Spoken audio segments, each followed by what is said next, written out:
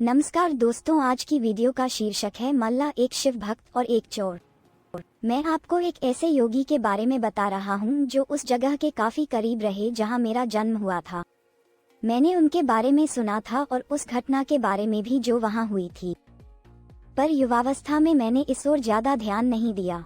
उसने मुझे काफी प्रेरित किया, पर मैंने उस समय इसे अधिक महत्व नहीं दिया। वर्तमान में नंजनगुड के नाम से प्रसिद्ध शहर की सीमा पर मैसूर से करीब 16 किलोमीटर दूर एक योगी रहते थे। उनका नाम था मल्ला।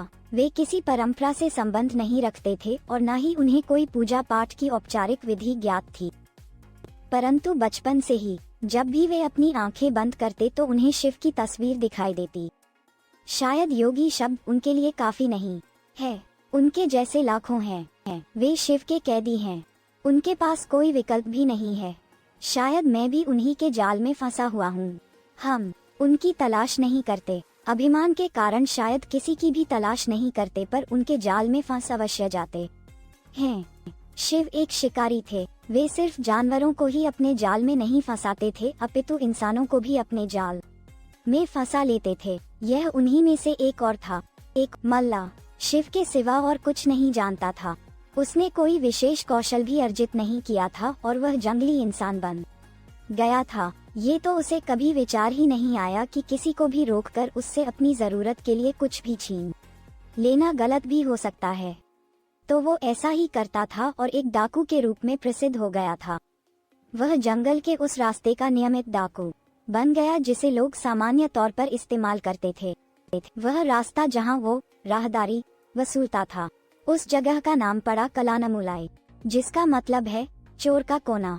शुरू में लोगों ने उसे धिक्कारा, पर साल के अंत में लोगों से इकट्ठा किए एक एक पैसे को वो महाशिवरात्रि मनाने में खर्च कर देता था।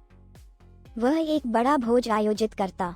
कुछ सालों बाद लोगों ने उसे एक महान योगी के रूप में पहचाना और स्वेच्छा से योगदान करने लगे, और जो ऐसा ना करते उन्हें योगदान देने के लिए प्रोत्साहित करने का भी उसे कोई पछतावा नहीं था।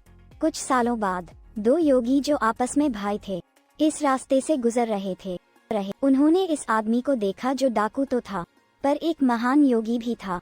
उन्होंने कहा, तुम्हारा भक्ति भाव अद्भुत है, पर तुम्हारे तौर तरीकों से लोगों को कष्ट होता है। उसने कहा, मैं ये शिव के लिए करता हूँ, इसमें दिक्कत क्या है? उन्होंने समझाया, अपने साथ अलग ले गए और कुछ पद्धतियों से गुजारा और उस स्थान का नाम कलानमुलाई से बदलकर मल्लानमुलाई रख दिया।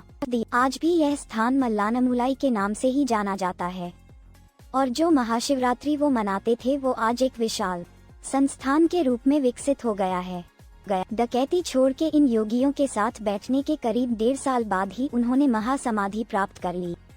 मल्ला को इस प्रकार मुक्त करवाने के बाद दोनों योगियों ने भी उसी दिन अपने शरीर छोड़ दिया। कबिनी नदी के किनारे इन लोगों के लिए एक खूबसूरत तीर्थस्थान निर्मित है, जिसे आज भी मल्लानमुलाई के नाम से जाना जाता है।